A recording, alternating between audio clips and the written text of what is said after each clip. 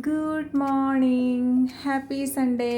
Sunday എന്ന് പറയുന്നത് ശരിക്കും ഒരു ഹോപ്പാണല്ലേ.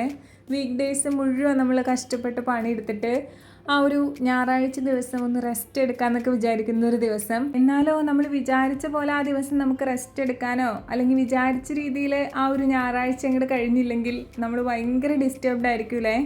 നമുക്ക് ഈ വീക്ക് ഡേയ്സ് പണിയെടുക്കാനുള്ള ഒരു ഫ്യൂവലാണ് സൺഡേ എന്ന് പറയുന്നത്. അപ്പോൾ അത്രത്തോളം ഇമ്പോർട്ടൻ്റ് ആയിട്ടുള്ള ഒരു ഡേ നമ്മൾ കുറച്ച് പ്ലാൻഡ് ആയിരിക്കണം അല്ലേ.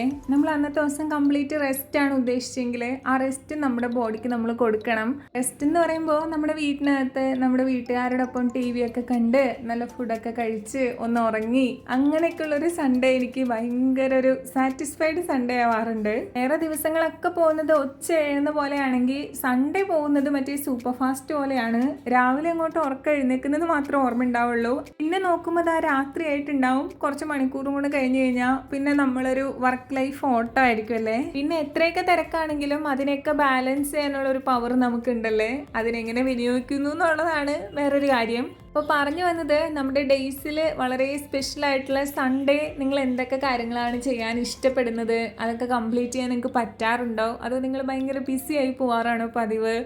നിങ്ങളുടെ വിശേഷങ്ങളും കാര്യങ്ങളൊക്കെ ഷെയർ ചെയ്യണം. എനിക്ക് അങ്ങനെ കമൻറ്റ്സ് വായിക്കാൻ ഭയങ്കര ഇഷ്ടമാട്ടോ, നിങ്ങളുടെ വിശേഷങ്ങളൊക്കെ. ഇന്നിപ്പോൾ നമ്മുടെ ഗീവ് അവേ നടന്നുകൊണ്ടിരിക്കുകയാണ്. നമ്മുടെ ലാസ്റ്റ് വീഡിയോയിൽ അതിൻ്റെ കാര്യങ്ങളൊക്കെ ഉണ്ട്. പാർട്ടിസിപ്പേറ്റ് ചെയ്യാത്തവർ പാർട്ടിസിപ്പേറ്റ് ചെയ്യണേ. അപ്പോൾ എല്ലാവർക്കും ഹാവ് എ നൈസ് ഡേ.